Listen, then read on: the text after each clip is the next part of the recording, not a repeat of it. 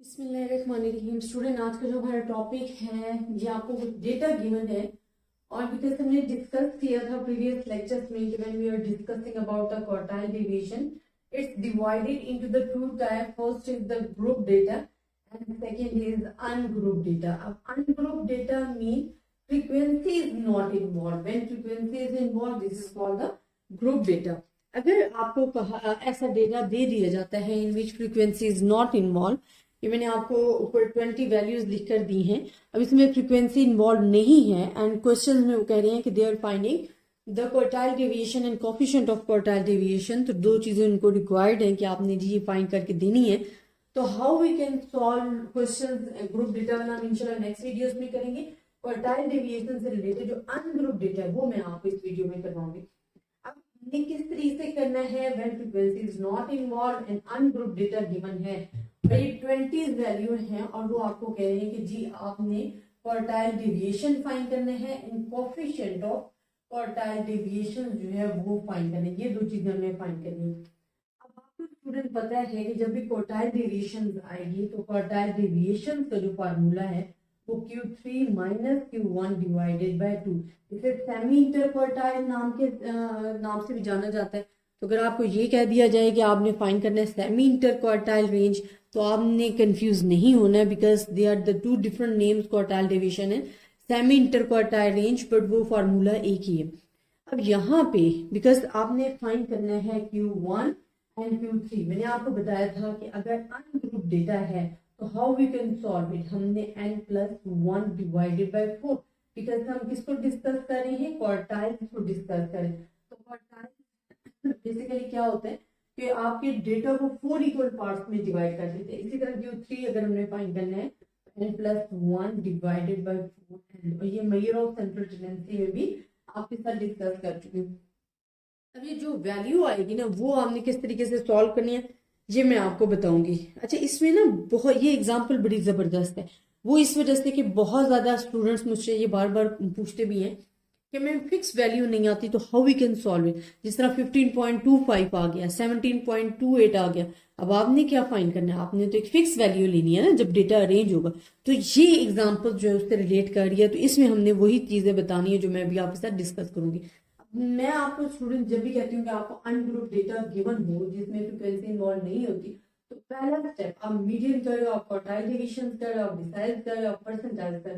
पहला स्टेप आपके पास क्या होता है कि आप अपने डेटा को अरेंज करते हो, ठीक है। ये अब अरे डेटा अगर आपके पास है और आपने करना है तो आपने किस तरीके से जो सबसे छोटी वैल्यू है उसको पहले लेना है। सबसे लेस वैल्यू आपके पास है 1030, उससे नेक्स्ट आपके पास क्या है 1519। देन मैं डायरेक्ट लिख रही हूँ बट आपने सॉरी मैं गलत लिख रही हूँ। आपने इससे सही तरीके से सॉल्व करना है, बट वो ऑलरेडी सॉल्व है तो वैल्यू अरेंज की हुई है तो मैं आपको डायरेक्ट लिख देती हूँ because we have the time जरा कंफ्यूजन हो जाती है कि टाइम कम हो जाता है। अच्छा, 1030 है, देन 1070 है, देन आपके पास 110 है, 1190 है, 1230 है। ये मैं आपको ना तरतीब अरेंज करके बता रही हूँ। आपने जो सबसे छोटी वैल्यू होती है पहले वो लिखनी होती है, नेक्स्ट फिर उससे बड़ी वैल्यू जो है वो आप लिखोगे और इसका आपने फुल एंड तक जाना है। जैसे कि मैं लिख रही हूँ, प्लीज कोशिश किया करें खुद भी इसे सॉल्व करके देखिए किया करें बिकॉज मैं बोर्ड पे सॉल्व कर रही होती हूँ, समटाइम मिस्टेक आने के चांसेस हो जाते हैं। तो आप कोशिश किया करें कि खुद भी इसे सॉल्व करें तो आपकी प्रैक्टिस हो जाएगी, दूसरा आपको अपने हाथ से करने से ज्यादा समझ में भी आएगी।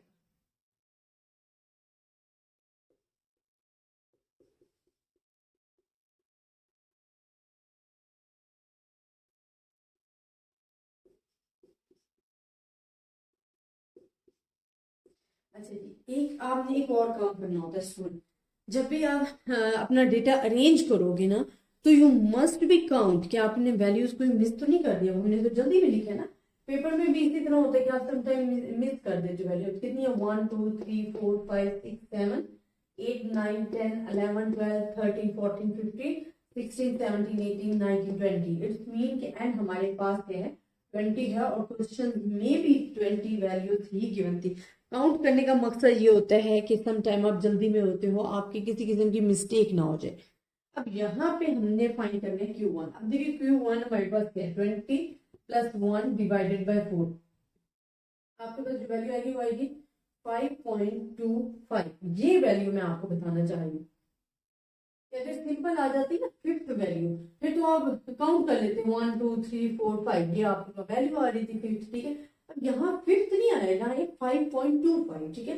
तो जब आपके पास 5.25 आ जाता है ना, तो इट्स मीन आपने फिफ्थ वैल्यू लेनी है, ठीक है। जिस तरह फिफ्थ नहीं है ना, प्लस उसमें आपने ऐड कर देना 0.25, क्योंकि जहाँ पे हमारे पास क्या है 5.25 है, ये हमारे पास है 5.25 आया है आंसर, ठीक है।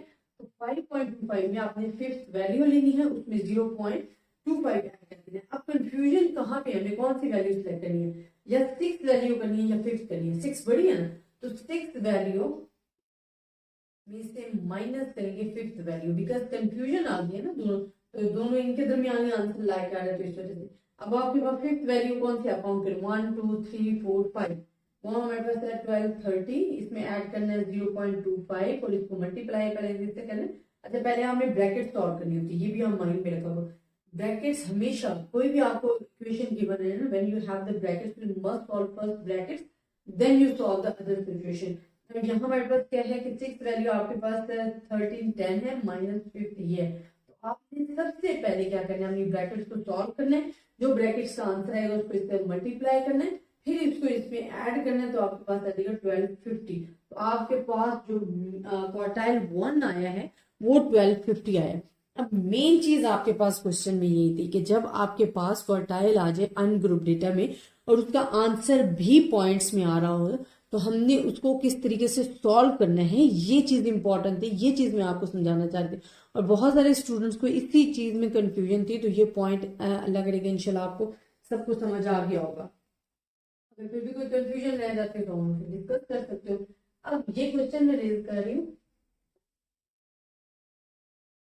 अब हमें फाइंड करना है Q3 हमारे पास क्या था 3, एन हमारे पास क्या 20 + 1 divided by 4, and this one जब इसे सॉल्व करोगे तो आपके पास आंसर आएगा 15.75। अब आपके पास देखिए हमारे पास फिक्स वैल्यू नहीं है Q3 की, हमारे पास आया है जी 15.75। अब आपको क्या पता कि हमने 15 लेनी है या 16 लेनी है, तो सेम प्रोसेस आपने जो है वो आपने रिपीट करना है कि आपने 15 वैल्यू 15 है ना प्लस 0.75 ब्रैकेट में आपने कौन सी लेनी है कि 16 वैल्यू माइनस 15 वैल्यू, इसे ग्रेटर से माइनस करते हैं लेस वाली को, ठीक है। अब जब इसे आप सॉल्व करोगे तो जो 15 वैल्यू है वो आपके पास आ रही है जी 1740 प्लस 0.75। पहले आपने ब्रैकेट्स को सॉल्व करना है, ये भी मैं आपको सबसे पहले आपने ब्रैकेट्स को सॉल्व करना है। तो यहाँ पे आप जब सॉल्व करोगे तो आपका आंसर आएगा 1743.75। स्टूडेंट ये जितना भी हमने प्रोसेस किया, अच्छा मैंने बहुत सारे स्टूडेंट्स की एक और मिस्टेक, बहुत ज्यादा मैं काउंट करती हूँ, तो जो आप मिस्टेक करते हो मैं साथ साथ मेंशन करती हूँ। अब ये क्वेश्चन दिया गया है ना, तो बहुत सारे स्टूडेंट्स क्या करते हैं Q1 और Q3 फाइंड करके बस ओके हो गया। नहीं स्टूडेंट, आप ये तो देखो आपको क्वेश्चन क्या दिया गया था, उन्होंने कहा था आपने क्वार्टाइल डिवीजन फाइंड करना है, coefficient of quartile division. This is only quartile, not a quartile division, ठीक है। क्वार्टाइल डिविएशन उस वक्त होगी जब आप अपने डेटा को Q3 को डेविएट करोगे Q1 से, then you can find the quartile deviation. Quartile deviation basically क्या होती है Q3 minus Q1 divided by 2। अब Q3 हमारे पास क्या है, Q3 जी आपके पास आ रहा है 1743.75 जो कि हमने अभी फाइंड किया, और Q1 आ रहा है 12, एंड दिस वन 2 से आपने डिवाइड करना है, तो जो आपके पास आंसर आएगा वो 246.88 आपके पास क्वार्टाइल डेविएशन। फिर उन्होंने कहा जी coefficient of quartile deviation find करना है, कोएफिशिएंट ऑफ क्वार्टाइल डेविएशन। तो कोएफिशिएंट क्या था Q3 माइनस Q1, उसको डिवाइड कर देना Q3 प्लस Q1 से, तो आप इनकी वैल्यूज पुट करोगे आंसर लोगे तो 0.16 आ जाएगा। यहाँ पे आप आके आपका जो क्वेश्चन है वो क्या हो जाएगा, एंड हो जाएगा। और मैं आपको ये बताती चलूं कि क्वार्टाइल डेविएशन में आपने पढ़ा था कि जिसका आंसर जितना लेस होगा उसमें वेरिएशन जो है वेरिएबिलिटी उतनी लेस होगी, और जिसका आंसर जितना ज्यादा होगा उसमें वेरिएबिलिटी उतनी ज्यादा होगी।